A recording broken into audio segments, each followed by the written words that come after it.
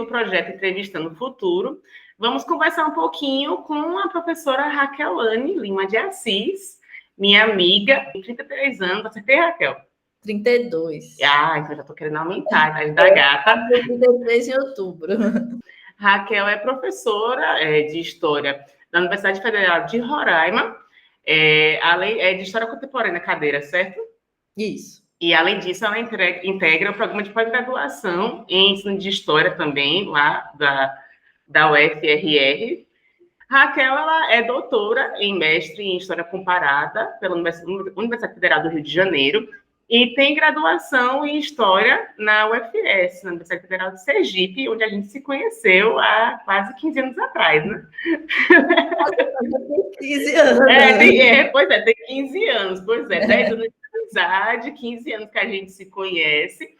E Raquel tem como principal área de interesse a história contemporânea, já trabalhou muito com a Segunda Guerra Mundial, agora acho que ela está trabalhando mais com essa área de inteligência, de espionagem, certo? Isso. E também ela é coordenadora do Laboratório de Pesquisa do Mundo Contemporâneo e também editora-chefe da revista Textos e Debates. Então, é uma jovem com um currículo extenso. Queria agradecer imensamente, Raquel, ter aceitado o convite, ter encontrado aí uma brechinha na sua agenda para poder bater esse papo aqui com a gente. Muito obrigada, Raquel. Oi, pessoal. Eu que agradeço, né, o convite. Para mim é um prazer estar aqui falando um pouco da nossa trajetória, né? Porque a gente viveu muita coisa junta, inclusive. Né? Então, eu só tenho a agradecer aqui pela oportunidade. Raquel, então eu queria que você falasse um pouquinho, né, para início de papo, um pouco da sua vida, né? De onde é que você veio, como é que foi a sua infância e principalmente quando foi que surgiu para você esse interesse tanto pelo campo da história como pelo interesse em ser professora, né? Se isso veio simultaneamente, ou se primeiro veio o interesse em ser professora e depois veio o interesse pela área de história. Eu queria que você falasse um pouquinho sobre isso para a gente. Bom, eu sou, né, de Sergipe, Aracaju, Sergipe, nascida e criada lá. Bom, sempre fui CDF, né? Sempre gostei muito de estudar, principalmente humanas, né? Não tem, sempre exata nunca foi muito o meu forte, né? E era aquela coisa assim, estudar para passar mesmo, mas no humano eu sempre gostei muito.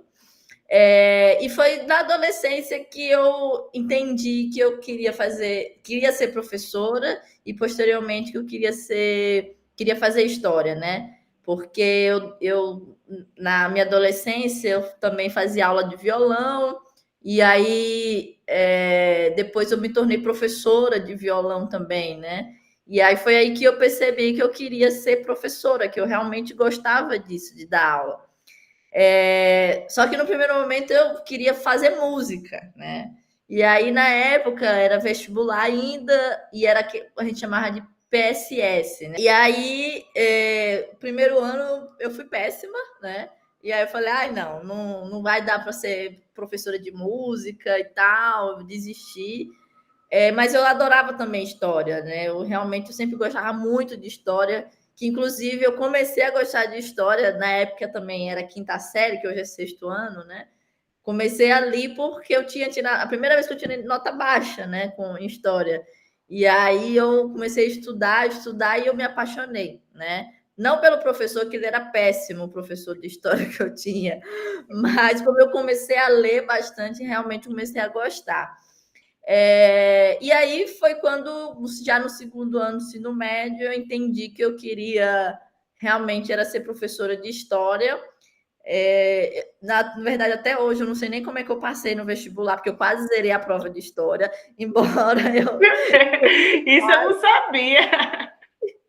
Pois é, porque assim, aqueles vestibulares que a gente fazia era assim, muito decoreba, né? Não é como... E era aquela prova de que uma errada anula uma certa, também tinha esse rolê, né? Exatamente, uma errada anula uma certa. Então, assim, era só a forma mesmo para te eliminar.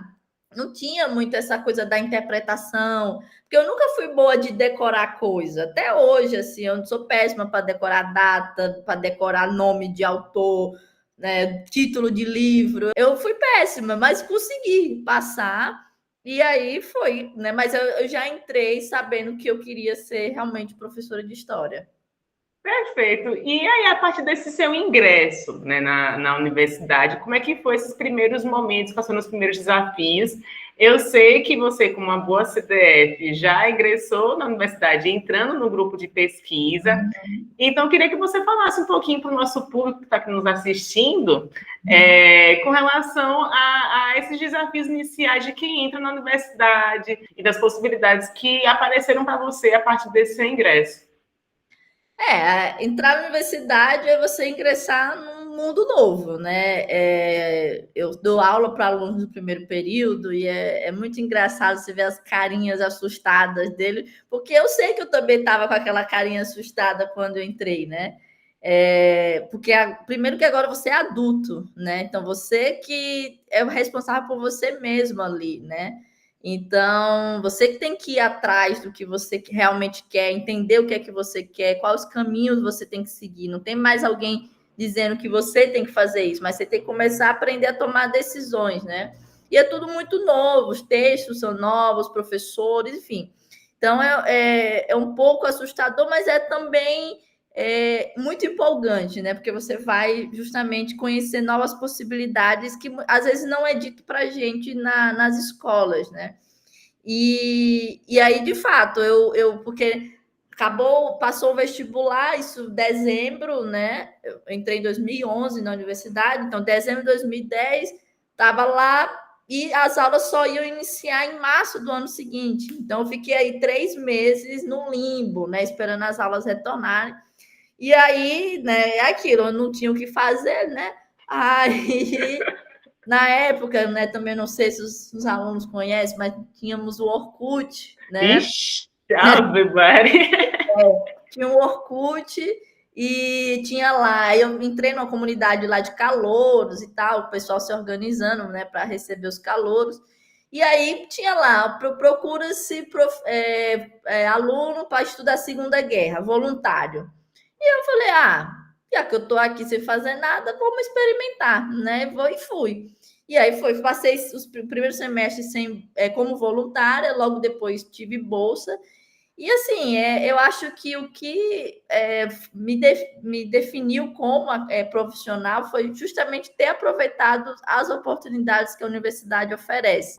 Também sempre falo isso muito para os meus alunos. A universidade é além da sala de aula, né? Não é só a sala de aula, ali é só uma pequena parte, porque se você quer ser um profissional completo, você tem que viver a universidade, participar das atividades. Acho que talvez o que eu me arrependo é não ter participado mais das festas, né? Mas eu era muito CDF, né? Enfim. Mas viver mesmo, então participar dos grupos de pesquisa, ir atrás dos projetos, ver o que você gosta de estudar, vai atrás dos projetos, dos grupos, participar das extensões, evento, curso que forem oferecidos. Isso também te dá evidência. Então, assim, podem surgir bolsas, né? Tem assim, embora a gente tenha cortes nos últimos anos, né? Mas ainda aparecem muitas bolsas. Aqui mesmo, às vezes, sobra bolsa, porque os alunos, né, não, às vezes não se interessam. Então, não E hoje é até uma época muito mais privilegiada do que a que a gente viveu lá nos anos 2010, né? Que Uhum, assim, naquela época estavam ainda abrindo novas bolsas, novas possibilidades, e hoje a gente percebe que há um quadro muito maior, né, de possibilidades de bolsa permanência, inclusive, né, que na nossa época, lá em 2010, não tinha, né?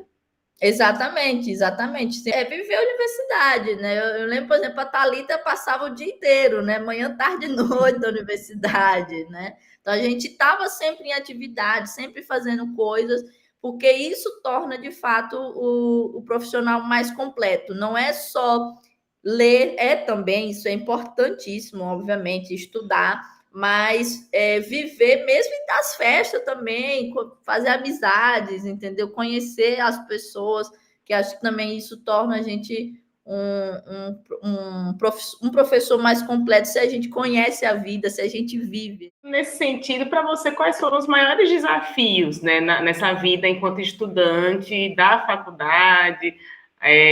Quais foram as dificuldades que você encontrou, seja no campo dos estudos, seja no campo pessoal, nesses seus primeiros anos, nessa sua vida acadêmica? Assim, na vida pessoal, eu acho que eu fui muito privilegiada e eu tenho noção disso, assim, que muitas das minhas conquistas, né, se dá não somente pelo meu esforço, mas porque eu tive uma rede que me ajudou muito. Então, eu sei que a realidade de alguns alunos é completamente diferente, precisa trabalhar o dia inteiro, né? E eu tenho muitos alunos assim, trabalha o dia inteiro e à noite vai para a universidade, já está cansado, já não rende tanto. Então, é óbvio que existe essas limitações, que é uma coisa que eu não passei, né? E eu tenho muita ciência desse privilégio que eu tive, porque como eu tinha uma família, no caso mais especificamente minha mãe, que não era rica, mas que podia, né, me manter ali. Então, a bolsa, eu não precisava pagar conta, era só as minhas despesas, né? Não tinha que dar dinheiro em casa, por exemplo, como às vezes acontece com muitos alunos, né? Tem que pagar aluguel e tudo. Isso eu não precisei. Então, eu pude me dedicar aos estudos integralmente. Então, às vezes a dificuldade era isso, era organizar, dar conta de estudar para a disciplina, dar conta de participar dos grupos de pesquisa, do grupo de pesquisa, dos projetos, e aí às vezes acabava dormindo pouco. Isso acontece, faz parte da vida. Hoje eu não tenho mais idade para isso, mas hoje eu me pergunto se eu precisava fazer tudo muito rápido, né? Até porque hoje a gente vê pessoas com várias doenças, né, psicológicas, ansiedade, depressão, burnout, enfim, tanta coisa que hoje a gente já discute que naquele período a gente também não discutia. Hoje, óbvio que hoje eu estou numa situação confortável, porque sou professor, então já posso dizer não para algumas coisas, mas assim, o descanso é importante, né? Então, acho que é isso, é saber se organizar, é possível estudar, é possível dar conta das atividades e é possível também ter lazer, é possível também descansar, né?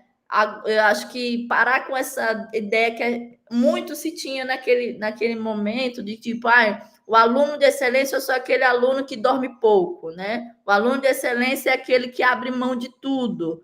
Não acho que isso precisa ser assim, né? Agora, tem que se organizar, né? Não dá para. Tem que ter o horário de estudo, o horário de trabalho, o horário de lazer. Isso tudo é organização.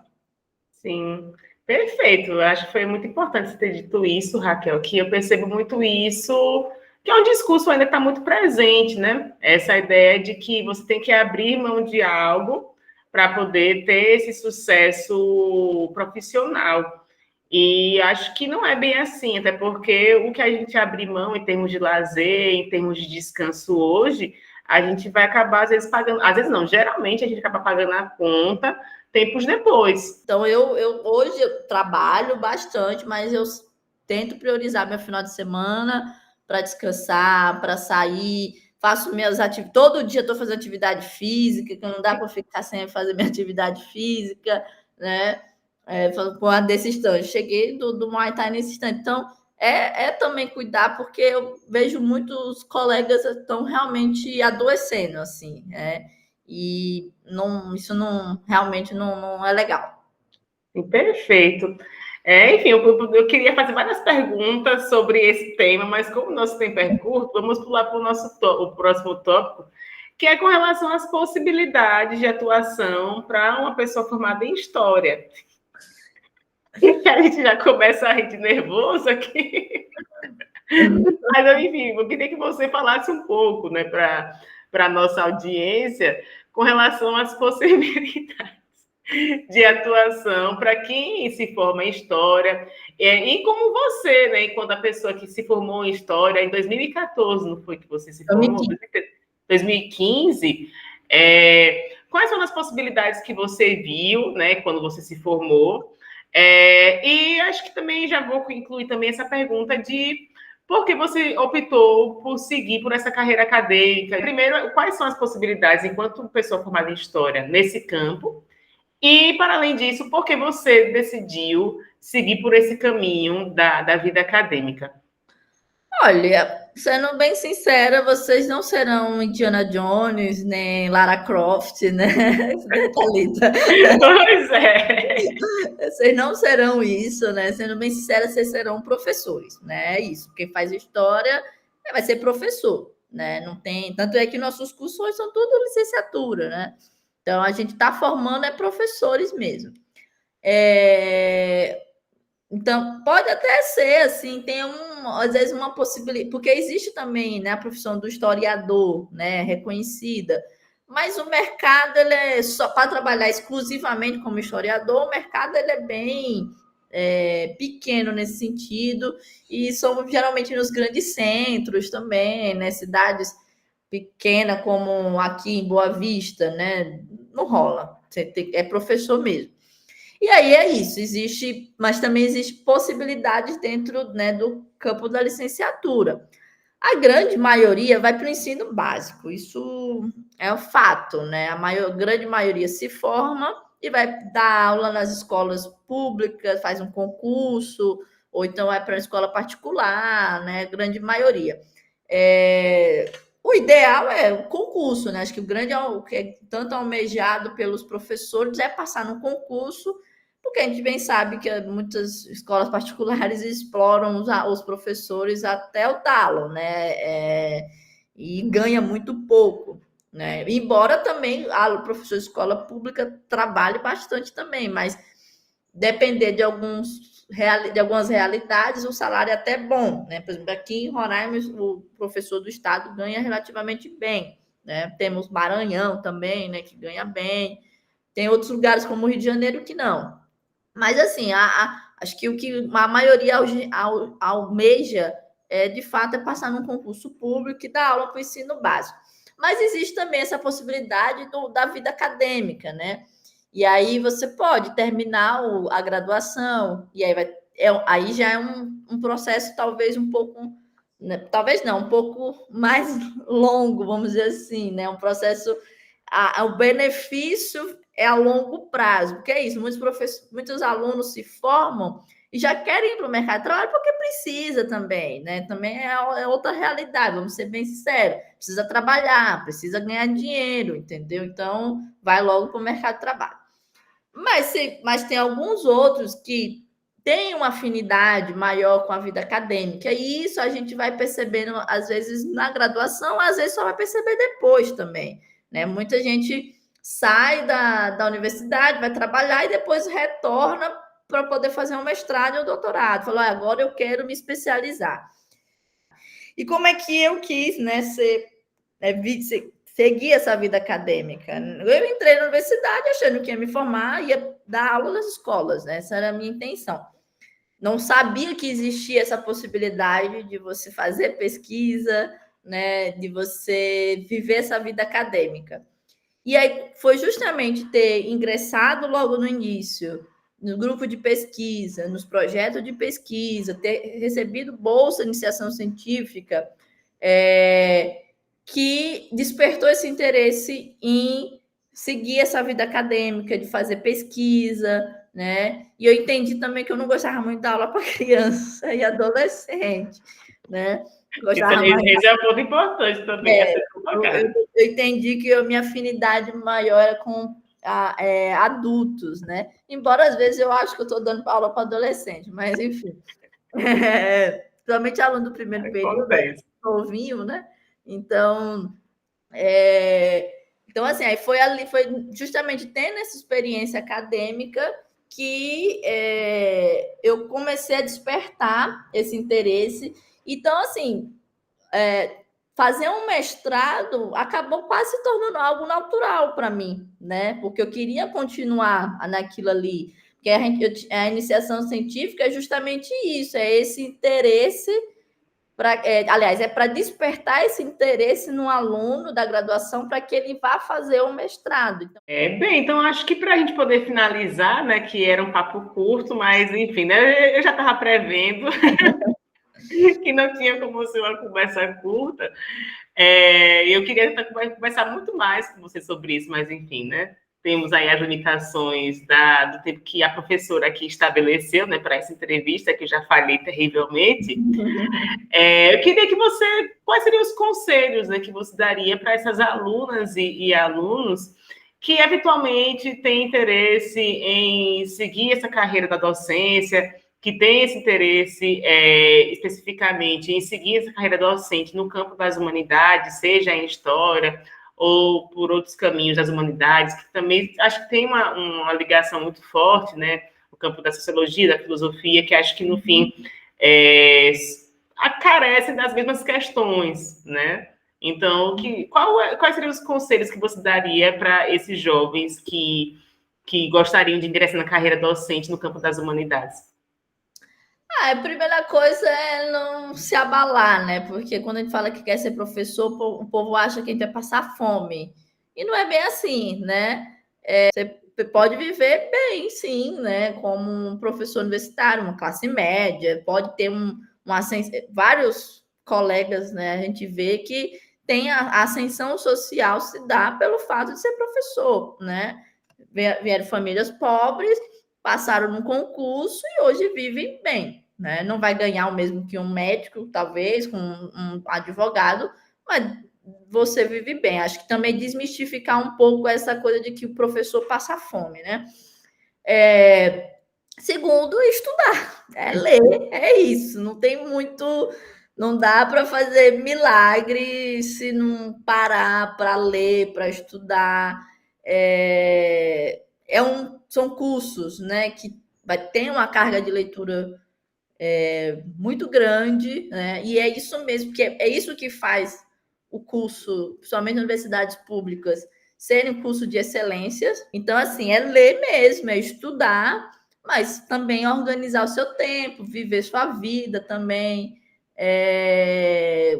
viajar, se puder, enfim, né? Conhecer pessoas, conhecer as diferentes experiências, estar aberto também a isso, porque como professor você vai lidar com vários perfis, você vai lidar com várias limitações, então você tem que entender que existe diferença em sala de aula, e a gente só entende essa diferença em sala de aula se a gente também vive a vida e entende que o mundo, né, é feito dessas diferenças, né? Acho que eu vou inserir aqui mais uma pergunta, né, que acho que é importante, de você, enquanto profissional, enquanto professora universitária, você se sente realizada enquanto professora, pessoalmente falando? Sim, me sinto bastante. Às vezes dá vontade de surtar, dá, porque é muito trabalho. Não vou ser também hipócrita. É muito trabalho, principalmente se você se importa, né? Acho que é isso. Acho que é primeiro pensar o perfil de profissional que você quer ser. É profissional que não está nem aí, faz o mínimo e pronto, né? Recebe o salário dele. Mas se você é um profissional que se importa e quer ver as coisas mudarem, fazer as coisas bem feitas, aí realmente às vezes acaba a gente tendo uma sobrecarga nesse sentido. Porque professor, principalmente professor universitário, ele tem um horário muito flexível, né? A gente não tem um horário de entrar, um horário de sair, né? Exceto o horário das aulas e tal. Então a gente acaba misturando um pouco ali o horário de trabalho, né? Qual o horário que a gente tem para nós, qual o horário de trabalho, enfim. Então, por isso que essa organização ela é importante. Mas sim, eu me sinto muito realizada. Eu particularmente não me vejo fazendo outra coisa. Eu até brinco com o pessoal. Às vezes eu me sinto até uma pessoa inútil, porque se não for para ser professora, eu não sei fazer mais nada. Não sei fazer mais nada, só sei fazer isso, só sei ser professora. Então, eu particularmente, eu vejo alguns colegas falar, não, eu quero fazer outra faculdade, fazer outra coisa. Eu não me vejo fazendo isso, eu só me vejo realmente sendo professora, seguindo essa vida, né? Então, assim, estou muito realizada, né? Pessoalmente, profissionalmente e financeiramente também. Né? Isso, acho que isso é importante, né? De que é o que eu falo muito para meus alunos, né? Que acima de tudo a gente tem que identificar o que é que nos cativa, né? Quais são os campos que também não é só a questão do dinheiro. É claro que tem muito. Hoje em dia o discurso que se coloca é muito essa ideia de que eu tenho que ter um rápido retorno financeiro, eu tenho que ganhar dinheiro, independente do que seja. Mas eu acho que pensar também o futuro profissional é pensar muito o que é que você vê enquanto futuro do que te faz feliz. Então, ter essa percepção de que também nos satisfaz enquanto profissionais, acho que isso é fundamental. E é isso, né? Se você faz aquilo que você gosta, você se destaca, você se dedica, porque é isso, gente, também tem que se dedicar, né? Então, se você se dedica, o retorno vai vir, né? Às vezes demora, né? Eu e Thalita, a gente passou muitos perrengues, né? Então, assim, às vezes demora, às vezes você para e fala, meu Deus, será que vai dar certo mesmo? Será que é isso e tal? Porque também não. Se você não é herdeiro, então assim, vai ter que ralar. Não, é isso, a não ser que você seja herdeiro, né? Mas se você não é, então vai ter que ralar.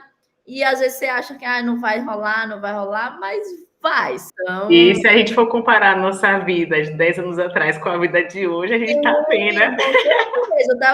Eu tava lembrando esses dias, né? Conversando com a Alessa, lembrando dos perrengues que a gente passava, né?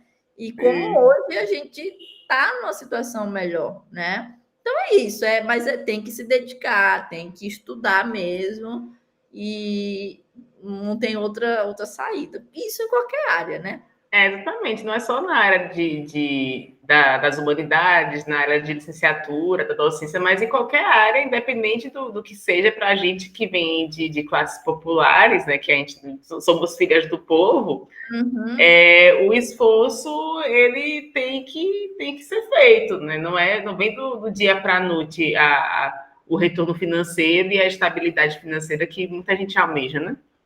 E essa o estudo ainda é a única forma que nós, pobres, temos de ascensão social. Não tem outra. É só realmente estudando para ter uma ascensão social. Perfeito. Olha, Raquel, por mim a gente ficaria aqui conversando mais um bom tempo, porque é até bom que a gente vai se lembrando do nosso passado, né?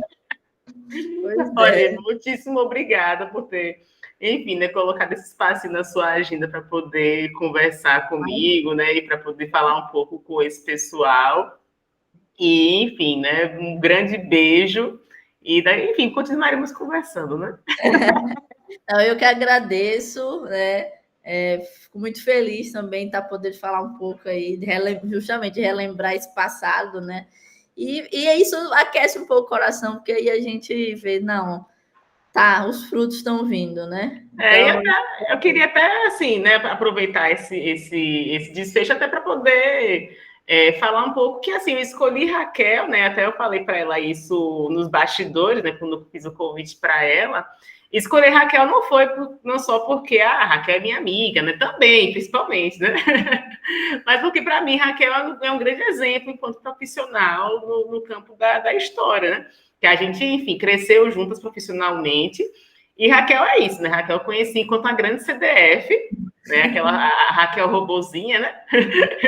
Que pegava um livro e devorava. E que ao longo do tempo a gente enquanto amigas, crescemos juntas profissionalmente.